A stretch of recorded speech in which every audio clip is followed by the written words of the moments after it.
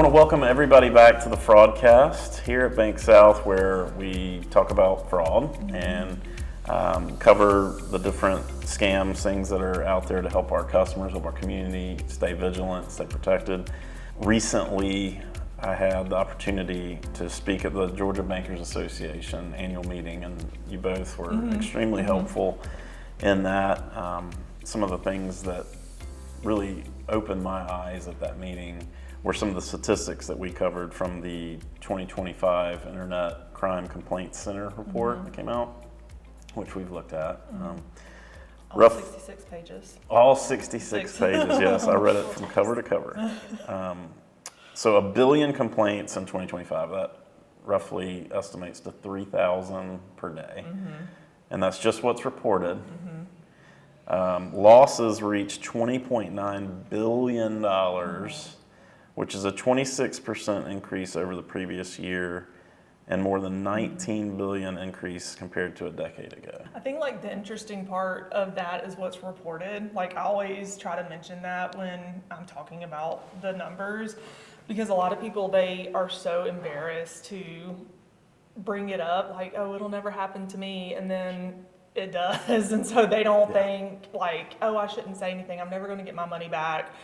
And unfortunately sometimes that is the case, but it's just disheartening that that number is probably a lot higher than what it actually is. And then sometimes people are like, oh, it's $50. Like, I'm not going to worry the FBI with $50, but I mean, $50 over what, the 3,000 times a day over 365 days, that's a lot of money. Yeah. Like, that's a lot. Well, and when you see that curve, like if you look at 2015, and we can show the graphic, I'm sure, up to 2025, it's just substantial. So what does that say to you who are involved in this all the time? Like, I'm sure you're not surprised, but what is that substantial growth from?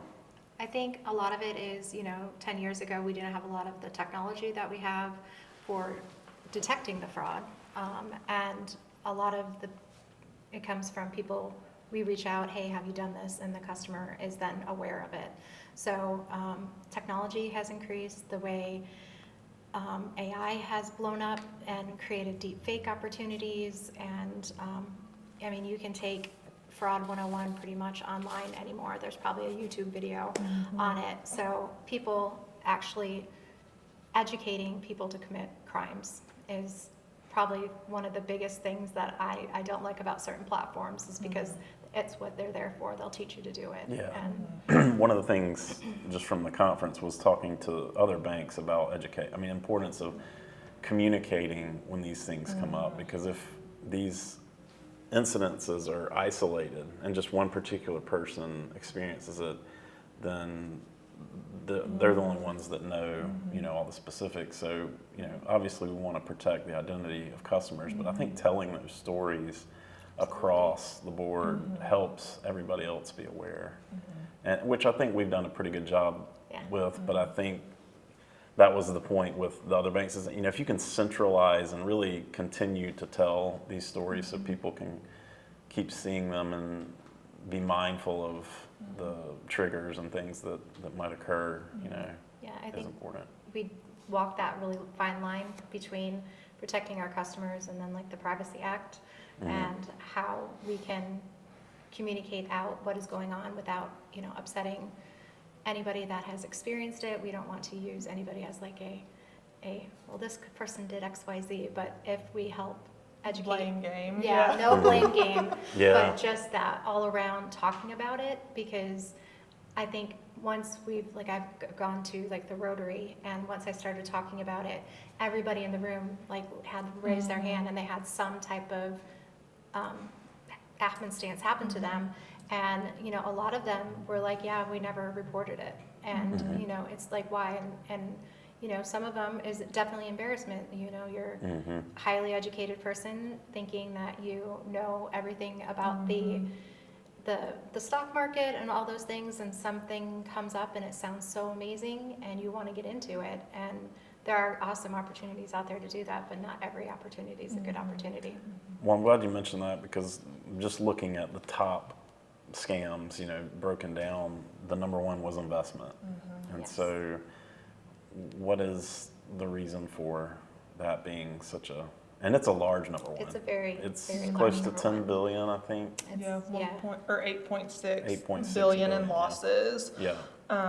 And then like with the education piece, like one, and I know you're not gonna like this from a marketing standpoint, but like what's frustrating is I feel like we try to, and I hate to like loop back around, but like we do so much to get the word out there to get to say, hey, this has happened, like BT dubs, but no matter what we say, it's just, sometimes it's just not that we don't get through to people, but we try all these avenues and then there's still gaps to fill. And I know that's so frustrating, not only for us, but for, customers and their family. Like yesterday I mentioned to someone, I'm like, I think we could hand deliver the code that they get for online banking and say, this is a scam. And they would be like, no. And so it's like, well, Yeah. never mind. Yeah. So I think with the investments, the economy is kind of crazy right now. Everybody is wanting, what side gig can I get to kind of pad my retirement fund? And they come across quick that we're buck. gonna triple your money in X amount of time, 2-3 months. And so it sounds so great and such a good deal, and it's a small buy-in and the promise of high reward. So I think one that we use the most when we are out educating the community is if it was easy to get rich, we'd all be rich. So, really stop and think about that great investment opportunity, and do your research online. Reach out to your bankers. They're a great resource as well to kind of help field what is good and what you should probably kind of shy away from. of course the old, it's too good to be true, it probably It is. Like usually that. I mean, is. that's always, Yeah. that's the driving factor. And it's like, oh, well, they said I was gonna only had to pay in 9,000 and I'm gonna make 90,000. It's Yes. like, okay, so let's talk this through. That's not probably gonna happen, so. So one of the things under there is cryptocurrency, Yes. right? And we've talked about that amongst ourselves, but can you talk about that? I mean, I don't think a lot of people even know what that is, but Neither do we. I was gonna say, Like, I'm certified in. what cryptocurrency Yeah. is? No. What the fraud around it is? Yes. so maybe what is that? What is that? But then why are so many, intrigued by this and falling victim in that area? It's all over the internet right now. Like, there's so many. It's a hot topic. It is big time. There's meme coins for celebrities. Our administration has their own meme coins. Never heard of that- huh? Well, I've never heard of that. Oh, yeah. What's a meme coin? It is. So Bitcoin is its own currency, and then you Like have a meme, like the picture? No, No, no. okay. It's just a meme is basically like Trump has his own coin. That's called a meme coin. So so there's the Bitcoin, and there's only so many Bitcoins in the world, and it's at a very high rate. So the only way you can buy into actual true Bitcoin is if somebody sells and it becomes available, and then that's how you buy actual true Bitcoin. And then, but there's all the there's Doge coins. Remember the little Japanese yeah. dog? So those are all kind of like a meme coin, but they're still fall into the cryptocurrency. They're traded on the blockchain, and Just like a subcategory? yeah, so Okay. yeah, it's like Bitcoin is the main guy, but that's the one that's on the stock market, and that's the one that's making great money. Most likely, if you're buying something online, it's not Bitcoin. They'll just pin it as Bitcoin. So it's cryptocurrency has so many different avenues, and it's very confusing. Like I said, I'm certified. I've taken so many classes on blockchain, and I'm still like, yep, this is confusing. I don't understand why people invest in it. So Yeah. So and with that, that's what most of them are. The get rich quick schemes are based off of the cryptocurrency. Yeah. Or not even like the getting rich quickly. They think it's not like a huge It's not a risk. profit. It's just enough to like, oh, well, I've invested, 10,000 in the stock market, which, I mean, not for me, but most people, some people, that's like an average investment just to kind of let it roll. They think they're doing the same thing, and it's just something, either it's a fake site, it's a fake company. We've had that happen before. Like, it didn't appear that it was going to be a fast, quick, high turnover. It was just like a true, oh, let me invest. Like, this seems cool, kind of thing. And then come to find out it was completely fake. Yeah. And then, they end up losing all, if not most, of their life savings. So, Yeah. It's like the dabbling is cool. Like, if you got a couple $100 that you want to play around in, see what happens, of course. But when people are convinced to, invest $1 million, Yeah. that Not good. that's not good. Not good. No. All right. Well, the second one on the list was business email compromise. So, can y'all talk about business email compromise and why that's so dangerous? So with business email compromise, like what that means is a business has received or sent an email from or to their vendor, and somewhere along the way it's been intercepted, either on their end or whoever it's receiving or sending from the other business, and information has been switched around to send to a fraudulent account. Basically, we've seen that several times. Where they think they're receiving a payment for or email from their normal vendor. It looks like their normal vendor. Hey, we have a new account at X bank. Here's all of our information. Okay, send everything out. Where they're sending it is fraudulent. We also see that sometimes with other. Not just vendors, but like contractors, painters, things like that with building houses and payroll stuff. I know Connie will probably talk a little bit more about that with HR from an HR standpoint. But, not verifying when that email is received to call someone and just say like, hey, did you send this? Is this right? Because usually either it is, and then they have the, safety net of, okay, well, I verified it, or it's not. And then the chances of us getting the money back is extremely slim. Sometimes it happens, but it's depending on how it went and where it went and how long ago it was, the chances of us getting it back are not very great. So what can, in your opinion, what can businesses do to Call. Yeah. Just always call. And I know it's annoying. I know it's frustrating. just call to verify? Verify from a trusted phone Yeah. number. Don't use the one in the email. We had a customer one time that we got the full email thread, similar situation. They thought it was coming from their normal contact with their vendor. And I just happened to look after it was all said and done. We stopped everything and all of that. I was like, oh, let me call this phone number. And it was disconnected. So it wasn't even their right phone number. But if they called that number in the email chain, it probably, at the time, they probably would have picked up and like, oh yeah, this is it. But that phone number was the fraudulent phone number. So always use a trusted number that you've always used in the past, because I'm sure that's not the first time they've talked to somebody there. Even if it's their cell phone, something's better than nothing. Yeah. In my opinion. So number 3 is not a new one by any means, but tech support and customer support scams. Yes.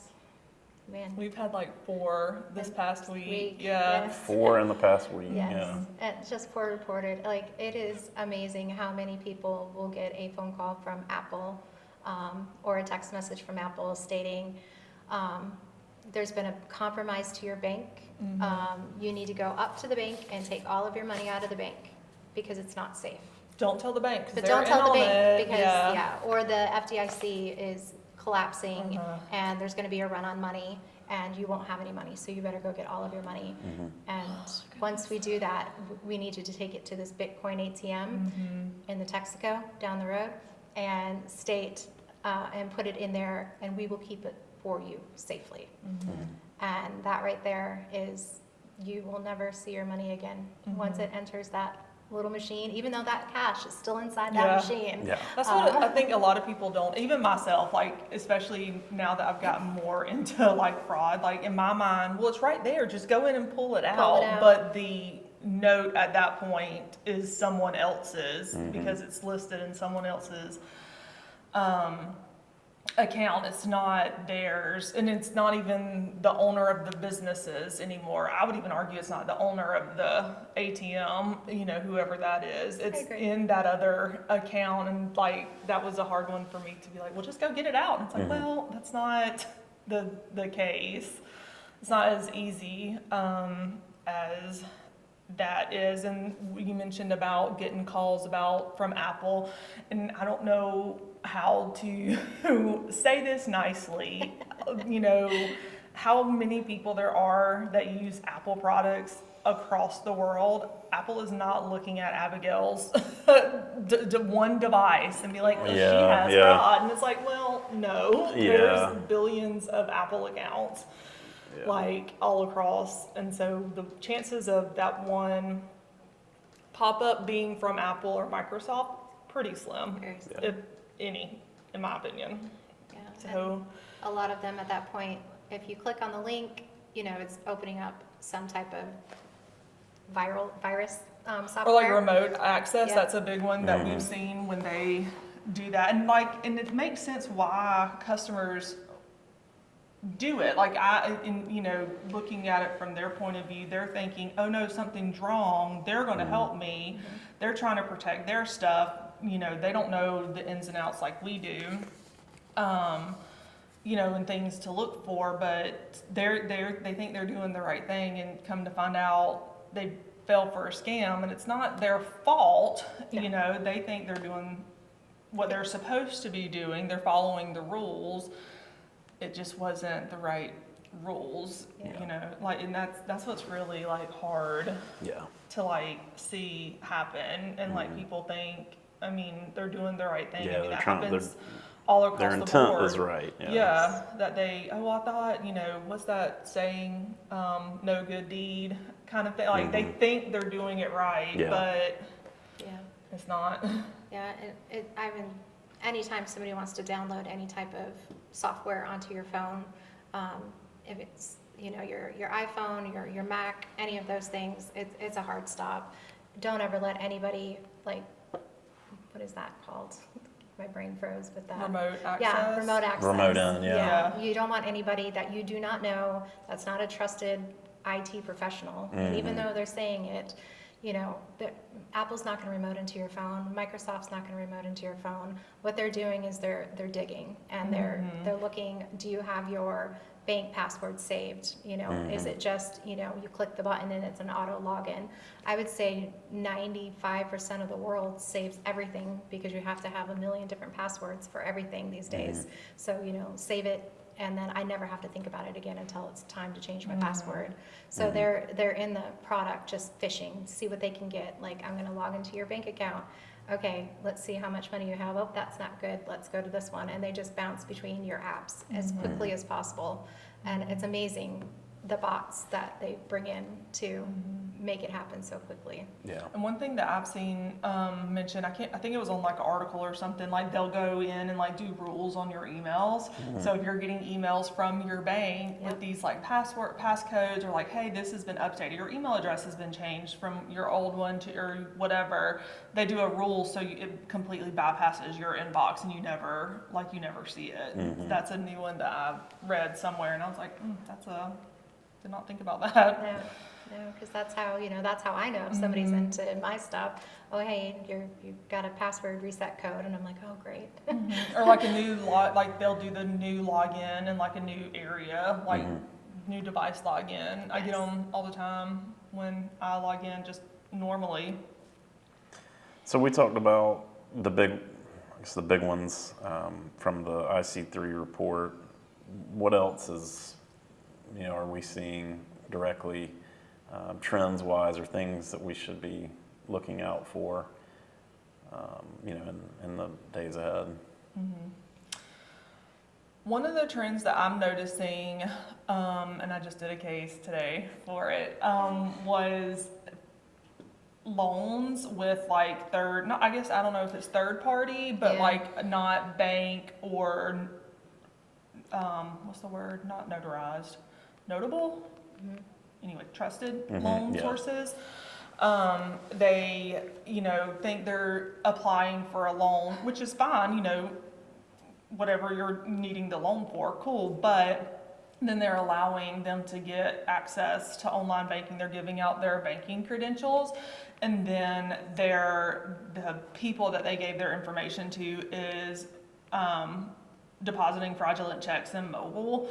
And so we're catching several like that. I think we're up to 3 or 4 again in the past week that has happened, and it's all the exact same thing. I thought I was applying for a loan. They said I needed to log in.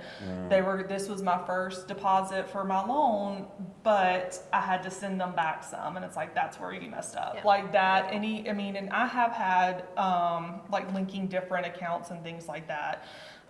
They do have a way to connect where you log in to your online banking through the Truist or something like that.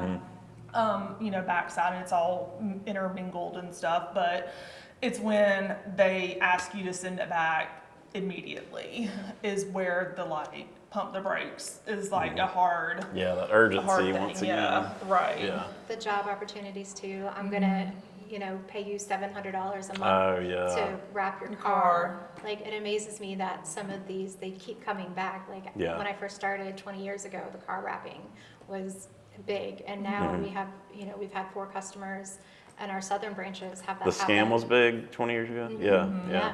When car wrapping was so cool. Right. Yeah. Do you remember that? It's still cool. It's still cool. It's still Okay. cool. I've seen several that look really good. Yeah, there are wrapped. some good ones, but I don't want somebody's business on the side of it unless it was my You gotta own. have a legit car wrapper. Yeah, and but it was, here's a check for $1,500. You keep 700. and then send the rest back to us. See, that's what's crazy. I mean, it's not new stuff. Not it's the recycled. same things coming back in different ways, or advanced technology. And it's always, I thought it was kind of weird, but I wanted to try it, and it's I'll try it. listen to your gut. Yeah. The one that we have, the most recent, and I'm gonna try to say this without doing any customer information. They are on a, I don't want to limited income and stuff, and now they're responsible for when those checks come back, and it's going to overdraw their account. And it's Yeah. dang, and I hate that there's nothing that we can do to stop it, because they purchased gift cards, they sent the codes, all of this stuff. Yeah. And it's just, and there's nothing we can do. That's why education is so important, but it's so frustrating, because no matter what we do and say and how we do it and how we communicate and which way we do it, and then we had a talent show, and then we did this, and then we had a hot dog stand, and it just doesn't seem to ever get through. And we're not going to hit all the corners of our client base, but We want to. dang, it's Yeah. it's oh man, Yeah. how could we have done this differently?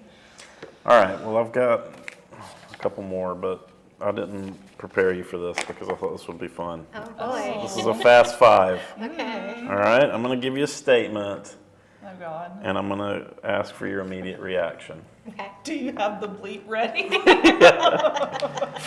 All right. Caller ID can always be trusted. No. No. Never. Do you Rarely want us to, ever. are we just saying yes or rapid fire, or are we going into a little bit of detail? A little bit of detail. No, we've had the bank stuff spoofed before, and it comes up, and I think, I'm almost positive the actual customer care phone number has been spoofed, and it says BankSouth customer care, and I think I've gotten one, and it said BankSouth I had on my BankSouth call personal. me. Yeah, I had BankSouth call me. They said they're from the fraud center. Yep. That's my favorite part. And so I said, well, that's interesting. Who do you work with? Yeah. And he said a name. I said, okay, there is not a fraud center at BankSouth. Yeah. I'm an employee. I love And getting those questions. So those they hung calls. up. Yeah. I always play along. But it sounded very official. That's the Yeah. thing. Yeah. I mean, it And then sounded when you see the caller ID saying it's your right. bank. It says BankSouth. He says he's from the fraud center. He needs to look. He was actually saying there was unusual activity in my account. I need to log in. And Yeah. so that would concern someone that's not In it aware every day. in it every day. Yeah. Know the lingo. So fortunately I am, and so I could stop that, but. I mean, we had our market president here at the lake get his phone number spoofed, and Oh, yeah. our phones rang off the hook. Everybody was like, "Jim, why are you calling me and texting me this stuff?" And he was like, "I'm not." Yeah. So, Yeah. we are good at, if it's reported, we'll try our best to throw it out there on the internet really quick too. I think that's Yeah. one of my favorite things is Yeah. you guys are awesome at, okay, let's do a quick blast out to everybody Yeah. that Jim Strickland is not calling you. Yes, yeah.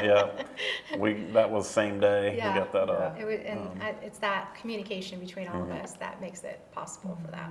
All right, number 2, scammers only target older adults. No. No, my 27-year-old son got you missed jury duty, you better pay this $500 on PayPal right now. And he called me in a panic. He's like, "Mom, did you update my address?" I'm like, "Number one, you're 27, you should have already updated your address." But I'm like, "Tell me what's going on." And he told me, and I'm like, "No, that's a scam. Yeah. Absolutely no." No. I mean, we've had stories and situations here, 2021, and it's all across the board scams. The employment scams, they think they're Yes. getting a babysitter job, or they're a housekeeping job, or they think they're getting their car wrapped, they think they're getting a loan, they think they're talking to, Pedro Pascal online, and Yeah, it's, right. well, no, that's not I wish. true. Right, Connor story. Online, and it's not. So, but it's truly all across the board, and it's not male, female, black, white. It's No, everybody is everybody. gets targeted Yeah. for it. All right, number 3, if a website looks professional, it's probably legitimate. No. AI can create you the prettiest website in probably 22 seconds. Yeah, my rule of thumb is, and I've noticed this so much, and when customers, when bankers and stuff put the notes in our little tickets and stuff for questions, and I've started doing this myself, people always seem to click on the first link when they're Googling IRS or something like that. And it's never the first link, because those are the sponsored ones. I don't know how much it is to get your link and stuff for Google Boosted, number yeah. one, but $100 Maybe. to pay in to then get a $5,000 reward, I'd pay that. So Yeah. I've now gotten into the habit, I scroll down until I get out of the sponsored box and then click on whatever the one I'm looking for. So, and some of them, they look legit, and I'm sure there are going to be some in there, but I make sure to bypass all of those first and go to the next ones outside of the sponsored Then ads. I was always looking for that little lock too, to make sure it's a secured site. Yeah. Yeah. All right, next one. My information isn't valuable because I don't have a lot of money. No, it is valuable. Your Yeah. social, your bank account, Your date of birth, if anything. $10 is all you have, that's all you have. That's gone. What are you gonna?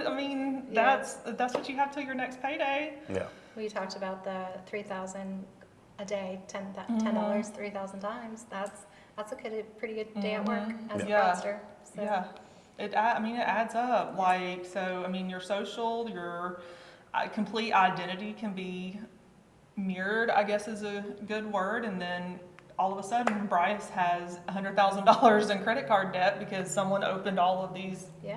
credit cards, and it's well, now you have to, and it's such a pain in the butt to have to go through It and is. clean all of that up and prove it wasn't you and prove that this and get this wiped and get this corrected. I think it takes years It to get it does. fixed. And So that was, years ago. My boy's dad had that happen to him, had his whole identity stolen, and we didn't know until we were closing on a house, and they're like, "Why'd you open all these credit cards?" And, it was years of his life, and we still had to pay a lot of it because, they just didn't care. Yeah. It's like, sorry, this was done, and it's Yeah. it doesn't matter what you do or say, and then you're just kind of holding it and paying for somebody else's free for all. Yeah. there's no value on your identity, on your true identity and social and stuff. And it can happen. You're born and 10 days later you have a social security number with a clean credit. So Yeah. Yep. it can happen. It can start early. Yep. They know what to do. All right, this is my last one. What's the one thing you wish every customer understood about fraud? Oh, man. It can happen in the blink of an eye. Yeah. It can happen so quickly, even if it takes curated days for the fraudsters to kind of finagle into your mind, into your world for, that little bit of time.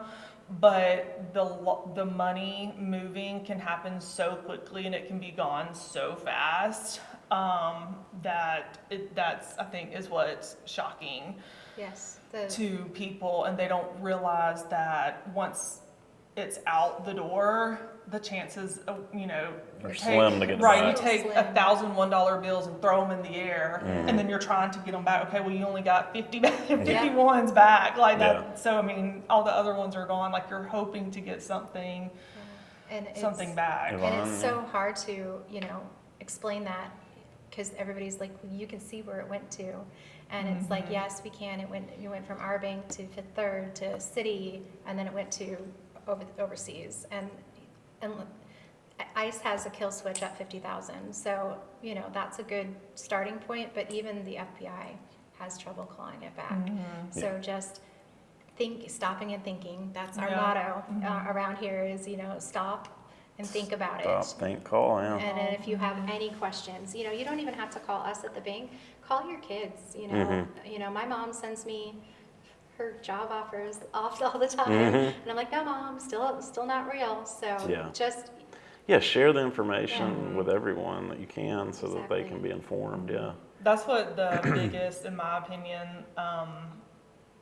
education piece and key to stopping it is word of mouth. It's like people talking about what is happening and getting the word out there in your community, and just saying, oh, well, did y'all hear about this happening? And it's like, no, oh my God, that happened to me too. I got that same phone call. And then they know if it calls back again, oh, I bet this is what they were talking about. Yeah. Like, I bet this is the same thing. I know not to answer or to give out any of my information. The embarrassment is huge. I mean, if I ever fell for something, I would not be okay, considering the job that I do. But, sometimes the urgency and maybe, never put my kids in a situation. Because that's where everything stops. But, just, it's embarrassing, yes, but if you don't talk about it, nobody else knows. And that education and word of mouth and, everybody's in a card club or goes to the Elks or any of the little things, like, share your stories. AARP has a great foundation where you can reach out to them. There's so many good things out there. You don't have to be over a certain age to be in That's AARP. true. That is true. You can do it at any age. I don't think you have all the same perks, but you can still. But don't worry, it's only $50 to be part of AARP. Yeah. So I am part of it. Well, thank you all for taking this time, and this has been Absolutely. very helpful. This is a great and I think unique way to tell those stories, to get that information out there. So I think the biggest thing is don't act quickly and emotionally. Stop, think, and call before you make a commitment to something. So thank you all for joining us, and we'll see you next time.